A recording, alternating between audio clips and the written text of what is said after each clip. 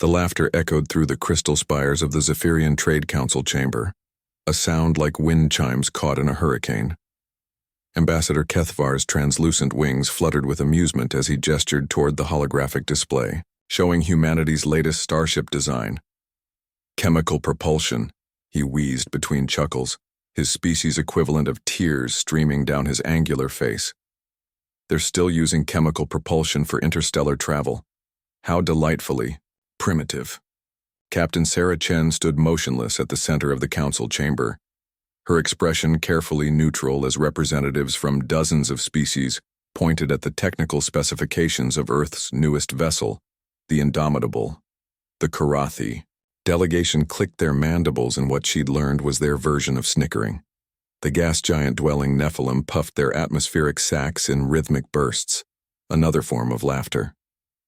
"Honored delegates," Chen began, her voice cutting through the cacophony. "I understand your skepticism, but perhaps you'd be interested in a demonstration?" High Counselor Vexthul, an ancient Zephyrian whose wings had long since turned silver, raised one delicate hand. The chamber fell silent. "Captain Chen, we appreciate Earth's enthusiasm in joining the galactic community. But surely you must understand, our quantum displacement drives can fold space itself. Our matter stream propulsion systems harness the very fabric of reality. What could your combustion engines possibly show us that we haven't seen 1,000 times before?" Chen allowed herself a small smile. "Speed, Your Honor. Pure, unrelenting speed." The demonstration was arranged for the next solar cycle. The galaxy's fastest ships assembled at the neutral testing grounds near the Helix Nebula. The Zephyrian, flagship wind dancer with its reality-bending quantum drive. The Karathi dreadnought hive mind powered by zero-point energy extraction. And the Nephilim vessel, Cloudwalker, that literally surfed gravitational waves. The Indomitable looked laughably primitive beside them, a sleek but unremarkable craft, its hull scarred from atmospheric entries, exhaust nozzles clearly visible at its stern. No exotic energy signatures, no space-time distortions, no impossible geometries that hurt to look at directly. "The course is simple," announced the Zephyrian race coordinator through the comm system. 27 light-years to the Proxima beacon and back. Standard subspace rules apply.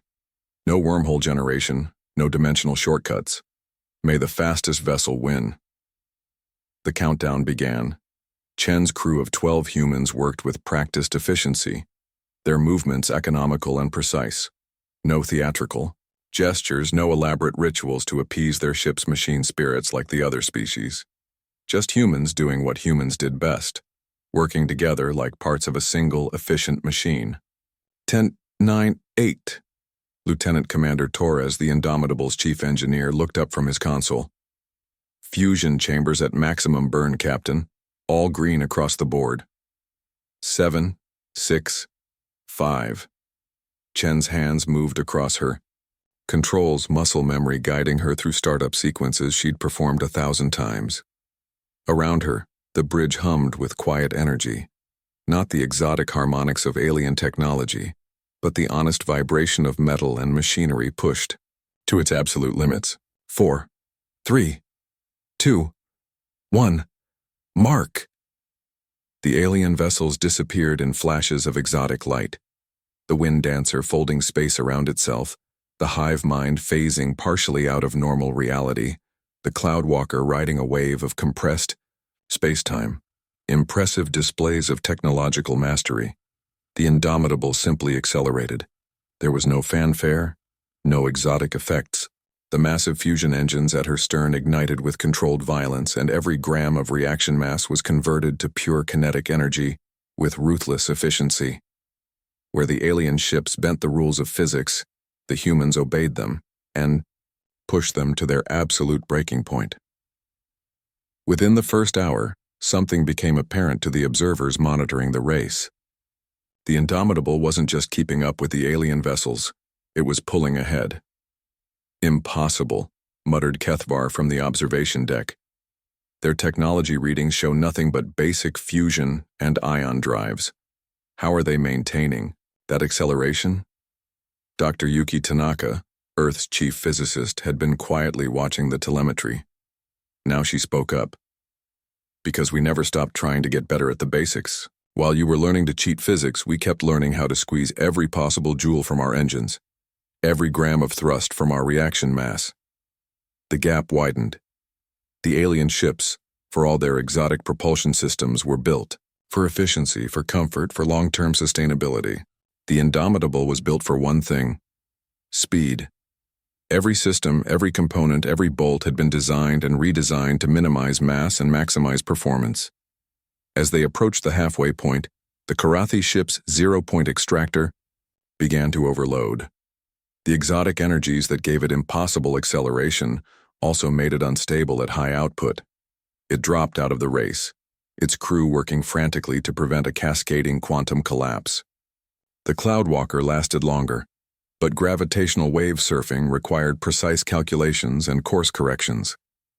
In the chaotic space near the Proxima beacon, where stellar wind and magnetic fields created turbulence, the elegant Nephilim ship found itself fighting its own propulsion system. It fell behind, then dropped out entirely to avoid being torn apart by conflicting gravitational currents. That left the Winddancer, pride of the Zephyrian fleet, its quantum drive folding space with mathematical precision. For a brief moment, at the beacon, it pulled even with the human ship. The two vessels rounded the marker in perfect synchronization, beginning the long burn home. But the quantum drive had a weakness the Zephyrians had never considered. It was too perfect. It calculated the most efficient path, the optimal energy expenditure, the safest possible course.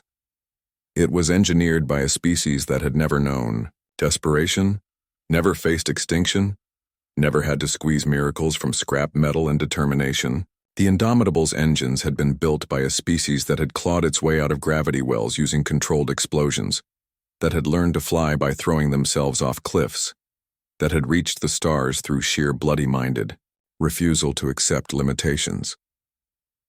In the final stretch, Captain Chen made a decision that would have horrified any rational engineer. She diverted power from life support, from navigation, from everything except the engines.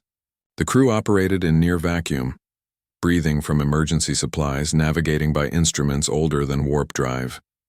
The hull temperature rose to dangerous levels. Metal groaned under stresses that should have torn the ship apart. But the Indomitable flew like a bullet fired from the hand of an angry god. The human ship crossed the finish line 17 minutes ahead of the Winddancer, its engines glowing white-hot, its hull radiating heat that could be seen from orbit. As Chen's crew worked to bring their battered vessel back to normal operations, the galaxy's finest ships limped home behind them.